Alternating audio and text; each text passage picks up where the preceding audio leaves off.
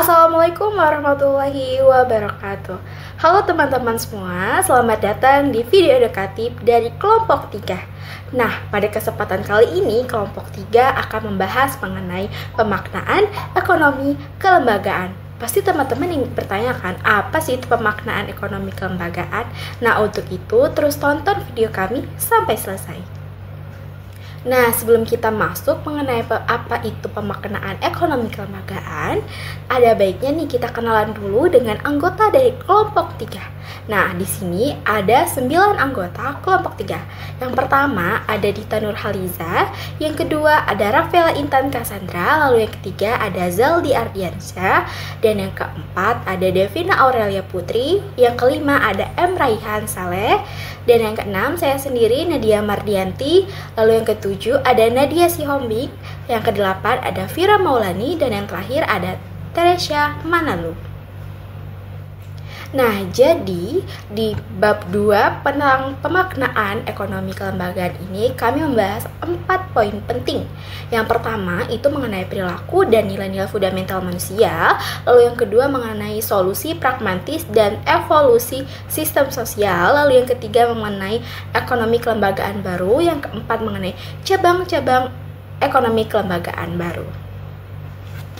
Jadi, pemaknaan ekonomi kelembagaan adalah suatu keyakinan bahwa kelembagaan atau institution berperan penting dalam menciptakan efisiensi dan kemajuan ekonomi yang telah diterima luas oleh para ekonom. Nah, dalam waktu 10-15 tahun terakhir ini, peran kelembagaan itu menjadi topik utama dalam kajian ekonomi pembangunan. Namun, hingga saat ini belum ada definisi yang jelas mengenai apa itu kelembagaan. Oleh karena itu, tantangan utama saat ini adalah merumuskan definisi kelembagaan yang komprehensif dan dapat menjadi acuan dalam kajian ekonomi kelembagaan itu sendiri. Nah, selanjutnya saya akan menjelaskan mengenai perilaku dan nilai-nilai fundamental manusia. Nah, jadi dalam kajian historis, akar dari teori kelembagaan sendiri sesungguhnya sudah dimulai sejak lama, terutama ahli kelembagaan dari tradisi Amerika Serikat atau yang biasa disebut sebagai American Institutionalist Tradition, seperti Thorstein Veblen, Leslie Mitchell, John R. Cummins, dan Clarence Ayres. Dan samping itu juga ada varian lain yang melekat pada ekonomi klasik, semisal Adam Smith dan John Stuart Mill, ada juga Karl Marx, dan aliran Marxian lainnya. Kemudian mazhab Austria seperti Menger, von Wieser dan Hayek, Schumpeter, dan tokoh-tokoh neoklasik lainnya, khususnya Marshall. Nah, dalam ekonomi kelembagaan terdapat 2 tradisi utama, yaitu yang pertama, ekonomi kelembagaan lama atau Old Institutional Economics, dan yang kedua, ekonomi kelembagaan baru atau New Institutional Economics. Nah, jadi kelembagaan lama ini berfokus pada pengaruh kelembagaan terhadap perilaku ekonomi, sedangkan ekonomi kelembagaan baru ini lebih menekankan kepada peran hukum, kontrak, dan insentif dalam perekonomian. Nah, ekonomi kelembagaan lama ini sumber dari 2 proyek penelitian, yaitu Thorstein Veblen dan John R. Cummins. Nah, jadi riset Veblen ini difokuskan kepada investigasi efek teknologi baru terhadap skema kelembagaan, serta mendeskripsikan bagaimana kesepakatan-kesepakatan sosial dan kelompok-kelompok kepentingan itu dimapankan untuk menolak perubahan. Nah, sedangkan Cummins lebih berkonsentrasi kepada hukum, hak kepemilikan atau property rights, dan organisasi yang memiliki implikasi terhadap kekuatan ekonomi, transaksi ekonomi, dan distribusi pendapatan. Nah, untuk ekonomi kelembagaan baru atau New Institutional Economics merupakan kelanjutan dan perluasan dari elemen-elemen kelembagaan yang ditemukan dalam aliran ekonomi klasik, neoklasik, dan mazhab Austria. Baik, saya akan melanjutkan materi mengenai definisi dan komponen kelembagaan. Definisi kelembagaan menurut Rutherford 1994 merupakan regulasi perilaku yang secara umum itu dapat diterima oleh anggota-anggota kelompok sosial, dan untuk perilaku spesifik dalam keadaan yang khusus, baik itu bisa diawasi sendiri ataupun dimonitoring oleh otoritas luar atau external authority. Dalam konteks kelembagaan memiliki 3 komponen. Yang pertama itu ada yang namanya aturan formal atau formal institutions. Aturan formal atau formal institutions ini meliputi konstitusi, statuta hukum, dan seluruh regulasi pemerintah lainnya. Dan aturan formal ini juga membentuk sistem politik seperti struktur pemerintahan dan hak-hak individu. Lalu juga ada sistem ekonomi seperti hak kepemilikan dalam kondisi kelangkaan sumber daya dan kontrak. Dan yang terakhir itu ada yang namanya sistem keamanan seperti peradilan dan polisi. Sedangkan yang kedua ada yang namanya aturan informal. Aturan informal atau informal institutions. Aturan informal ini meliputi pengalaman, nilai-nilai tradisional, agama, dan seluruh faktor yang mempengaruhi bentuk perspektif subjektif individu tentang dunia di mana mereka hidup. Dan yang terakhir itu ada yang namanya mekanisme penegakan. Mekanisme penegakan ini menyatakan bahwa semua kelembagaan tersebut tidak akan efektif apabila tidak diiringi dengan mekanisme penegakan itu sendiri. Sebagai atraksi, kalian mengungkapkan beberapa karakteristik umum dari kelembagaan, yakni 1.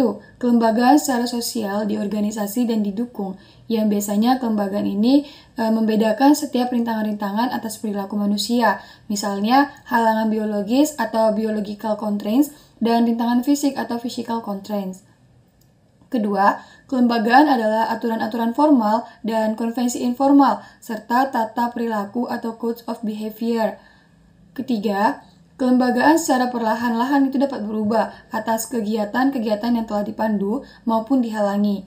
Dan yang keempat, kelembagaan juga mengatur larangan-larangan atau prohibitions dan persyaratan-persyaratan atau conditional permissions. Dalam konteks sektor industri, menurut Polsky, kelembagaan merupakan seperangkat aturan-aturan yang memengaruhi bagaimana perusahaan mengorganisasi untuk memproduksi dan menyediakan barang atau jasa maupun berinteraksi dengan pelaku ekonomi lain.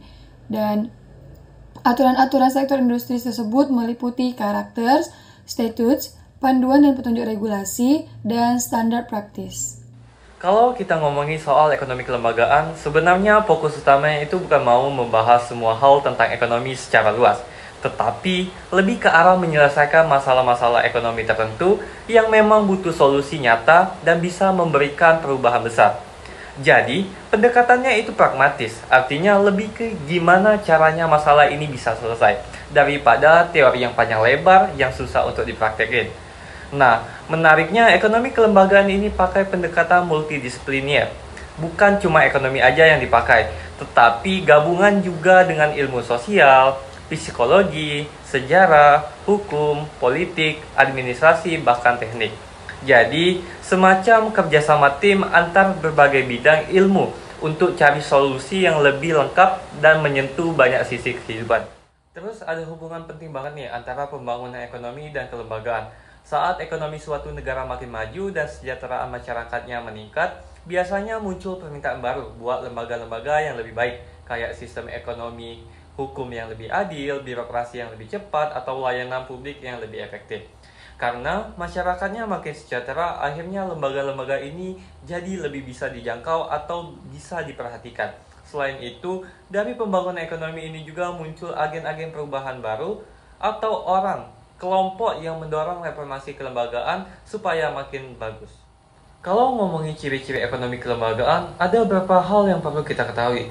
Pertama, ekonomi kelembagaan ini nggak nerima begitu aja semua anggapan dari ekonomi tradisional. Ada banyak kritik terhadap asumsi-asumsi awal dan nilai-nilai tersembunyi yang kadang dibawa tanpa sadar dalam analisis ekonomi biasa. Kedua, mereka memandang proses ekonomi itu bukan suatu yang kaku atau tertutup, tapi sebagai bagian dari sistem terbuka yang terhubung sebagai budaya, sosial, dan hubungan antar masyarakat. Ketiga, mereka percaya bahwa hubungan sebab akibat itu penting banget untuk menjelaskan kenapa ekonomi bisa berkembang atau malah tertinggal. Jadi, semua proses dari kemajuan ekonomi sampai masalah keterbelakangan dianggap punya alur sebab akibat yang bisa dipelajari. Intinya, ekonomi kelembagaan itu ngajarin kita bahwa kalau mau membangun ekonomi yang kuat, nggak cuma fokus mikirin uang atau pasar, tapi kita juga harus memperhatikan bagaimana aturan, norma, budaya, dan hubungan sosial bekerja. Lalu memperbaikinya supaya pertumbuhan ekonomi benar-benar bisa dirasakan semua orang. Baiklah, selanjutnya dapat dilihat pada slide ini ada tabel ikhtisar ekonomi neoklasik dan ekonomi kelembagaan yang menunjukkan perbedaan 3 komponen. Komponen yang pertama yaitu elemen, yang kedua ekonomi neoklasik, dan yang ketiga ekonomi kelembagaan. Bisa langsung kita lihat perbedaannya ya pada tabel di slide. Saya akan menyebutkan 2 contoh saja isi dari tabel. Contoh yang pertama yaitu pada komponen elemen ada pendekatan, komponen ekonomi neoklasik ada materialistik, komponen ekonomi kelembagaan ada idealistik. Selanjutnya, pada komponen elemen ada satuan observasi, komponen ekonomi neoklasik ada komoditas dan harga, dan komponen ekonomi kelembagaan ada transaksi. Untuk contoh yang lainnya bisa langsung dilihat di tabel ya teman-teman. Baiklah, slide selanjutnya adalah ada 8 aspek utama ekonomi kelembagaan. Aspek yang pertama yaitu 1. Menekankan proses evolusioner. Yang kedua, menolak pandangan pasar bebas dan efisien. Lalu yang ketiga, teknologi sebagai proses perubahan berkelanjutan. Yang keempat, alokasi sumber daya melalui struktur kelembagaan. Lalu yang kelima, fokus pada nilai kelembagaan, struktur sosial, dan perilaku. Lalu yang keenam, kultur dan kekuasaan menentukan perilaku individu. Yang ketujuh, berorientasi demokrasi dan pluralistik. Dan yang terakhir, pendekatan multidisipliner dan holistik. Selanjutnya, ekonomi kelembagaan baru (NIE) ini adalah pendekatan alternatif yang menentang ekonomi neoklasik dengan menekankan peran kritis institusi seperti hukum, budaya, dan organisasi dalam membentuk sistem ekonomi. Gagasan ini dipelopori oleh Ronald Coase pada tahun 1960-an yang membuktikan bahwasannya transaksi ekonomi ini tidak hanya bergantung pada pasar bebas, tetapi juga pada bagaimana institusi ini mengatur biaya dan insentif. Yang menarik, pengaruh politik NIE ini ada 2, yaitu sayap kanan yang mendukung kebebasan ekonomi dan kewirausahaan, dan sayap kiri yaitu alat intelektual untuk mengkritik dominasi ekonomi pasar bebas. Ekonomi kelembagaan baru (NIE) ini membangun jembatan antara teori neoklasik dan realitas ekonomi yang kompleks. Meski mempertahankan konsep dasar neoklasik seperti kelangkaan dan kompetisi, NIE ini menolak asumsi rasionalitas sempurna yang membuat teori neoklasik ini menjadi terlalu abstrak. Fokus utama NIE adalah bagaimana institusi non-pasar ini, seperti sistem hukum, hak properti, dan mekanisme kontrak, muncul untuk mengatasi kegagalan pasar yang diabaikan dalam pendekatan neoklasik.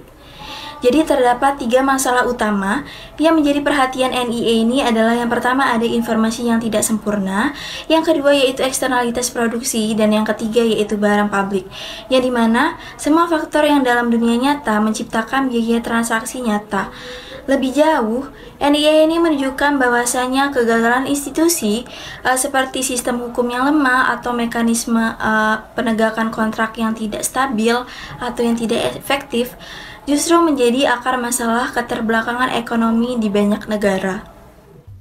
Pasar yang berfungsi dengan baik tidak muncul begitu saja. Ia dibentuk oleh seperangkat aturan dan kelembagaan yang kompleks. Menurut Cheng, pada tahun 1998, ada 4 aspek kunci yang diatur oleh kelembagaan pasar. Yang pertama yaitu apa yang boleh diperdagangkan, yang kedua yaitu siapa yang boleh berpartisipasi, yang ketiga yaitu aturan perdagangan yang adil, dan yang terakhir yaitu batas variasi harga. Namun, yang sering dilupakan, pasar ini sendiri dikelilingi oleh berbagai kelembagaan non-pasar yang sama pentingnya, mulai dari peran negara dalam koordinasi, hak pemilikan bersama, norma sosial seperti kejujuran, hingga tata kelola hubungan pemerintah swasta. Contoh nyatanya bisa kita lihat yaitu dari larangan perdagangan organ manusia, pembatasan usia kerja, aturan anti penipuan, hingga pembatasan fluktuasi harga komoditas. Semua ini menunjukkan bahwasannya pasar yang efisien justru membutuhkan kerangka kelembagaan yang kuat di sekitarnya. Jadi, tanpa dukungan kelembagaan non-pasar, ini mekanisme pasar tersebut tidak akan bisa berjalan dengan baik. Jadi inilah pelajaran penting dari pendekatan ekonomi kelembagaan. Baiklah, lanjut. Dalam ekonomi kelembagaan terdapat dua masalah utama, yaitu Old Institutional Economic atau OIE dan New Institutional Economic atau NIE. OIE yang dipelopori oleh Commons dan Veblen menekankan pada kebiasaan atau habit dalam membentuk kelembagaan, tetapi kurang memiliki kerangka teoritis yang kuat. Pendekatan ini bersifat kualitatif dan menolak analisis neoklasik. Nah, sementara itu, pada NIE diperkenalkan oleh Williamson dan Coase menggabungkan pendekatan neoklasik dengan mempertimbangkan kelembagaan. Nah, NIE mengabaikan asumsi neoklasik yang tidak realistis seperti informasi yang sempurna, tetapi tetap mempertahankan prinsip individu rasional yang memaksimalkan kepuasan. Perbedaan utamanya antara OIE dan NIE, yakni OIE melihat kelembagaan sebagai hasil kebiasaan, sedangkan NIE melihatnya sebagai solusi rasional untuk mengurangi ketidakpastian dalam interaksi ekonomi. Inti dari New Institutional Economic adalah pandangan bahwa kelembagaan dan organisasi muncul untuk mencapai efisiensi, tidak hanya dengan meminimalkan biaya produksi seperti dalam ekonomi neoklasik, tetapi juga mengurangi biaya transaksi. Pasar yang kompetitif menciptakan mekanisme seleksi alamiah. Perusahaan dengan organisasi efisien akan tumbuh, sementara yang tidak efisien akan tersingkir. Namun dalam realitas yang dinamis dan tidak pasti ini, mekanisme ini tidak berjalan sempurna. Perusahaan dengan struktur yang baik pun bisa menghadapi kesulitan beradaptasi dengan perubahan lingkungan. Nah, meskipun demikian, mekanisme seleksi pasar ini tetap berfungsi mengungkap kelemahan-kelemahan dari organisasi yang ada. Baik, selanjutnya terkait cabang-cabang ekonomi kelembagaan. Di sini levelnya ada dua. Yang pertama level makro. Nama lain level makro di sini adalah lingkungan kelembagaan, di mana struktur aturan politik, sosial, legal, mengatur produksi, pertukaran, dan juga distribusi. Dan yang kedua ada level mikro. Level mikro ini nama lainnya adalah kesepakatan kelembagaan, di mana kesepakatan ini antar unit ekonomi untuk mengelola transaksi seperti pasar, kontrak, dan juga hierarki. Oke, baik teman-teman, selanjutnya kita bahas tentang karakteristik dan juga asumsi. Nah, di sini untuk poin karakteristik itu interaksi pelaku dengan umpan balik, yang kedua rutinitas dan ekspektasi bersama, dan yang terakhir relatif bertahan dan self-enforcing. Selanjutnya terkait asumsi nih. Asumsi di sini ada 4 pembagiannya. Yang pertama, individualisme metodologis, yang kedua ada maksimalisasi kegunaan, yang ketiga ada rasionalitas terikat, dan yang terakhir perilaku oportunistik. Baiklah, pembahasan materi yang selanjutnya adalah cabang-cabang New Institutional Economic. Jadi, dalam New Institutional Economic ini terbagi menjadi 2 level, yaitu yang pertama level makro dan yang kedua adalah level mikro. Williamson ada berpendapat bahwa institutional environment atau dalam makro ini sebagai seperangkat struktur politik, sosial, dan juga legal yang memapankan kegiatan produksi, pertukaran, dan juga distribusi. Nah, aturan mengenai tata cara kepemilihan, hak kepemilikan, dan hak-hak dalam kontrak ini merupakan contoh dari lingkungan ataupun kebijakan ekonomi. Nah, sebaliknya, dalam analisis mikro ini berkaitan dengan masalah tata kelola kelembagaan atau institution of governance.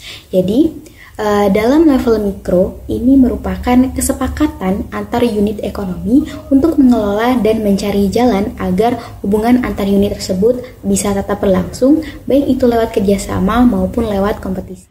Baik, bisa dilihat gambar bagian di samping ini merupakan cabang dari ilmu ekonomi kelembagaan baru yang mana terlihat adanya cakupan yang sangat luas, yaitu seperti adanya modal sosial dan juga tindakan kolektif. Artinya, secara eksplisit cabang-cabang ilmu ekonomi kelembagaan ini ingin menunjukkan bahwasannya fenomena ekonomi itu tidak dapat hanya dilihat dari perspektif semata, tapi juga harus ditangani secara lebih luas. Nah, inilah yang menjadikannya berbeda dengan ekonomi konvensional seperti klasik dan neoklasik, di mana mereka melihat bahwasannya kegiatan transaksi itu hanyalah kegiatan ekonomi semata. Namun, dalam pandangan ekonomi kelembagaan, itu melihat bahwasannya transaksi itu sebagai kejadian sosial yang berdimensi yang sangat luas.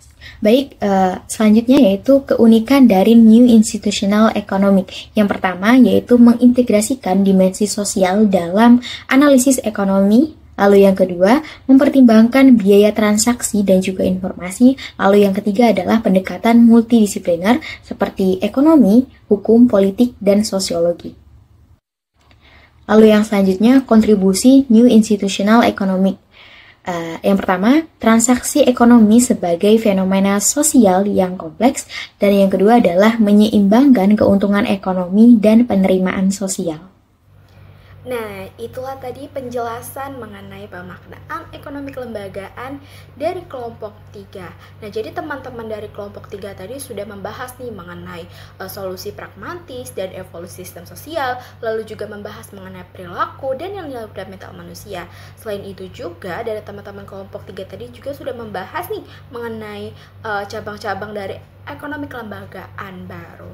Nah, mungkin itu saja ya penjelasan singkat dari kelompok 3 kepada teman-teman. Kami mohon maaf apabila ada penjelasan yang kurang berkenan bagi teman-teman. Saya akhiri, wassalamualaikum warahmatullahi wabarakatuh. Bye-bye.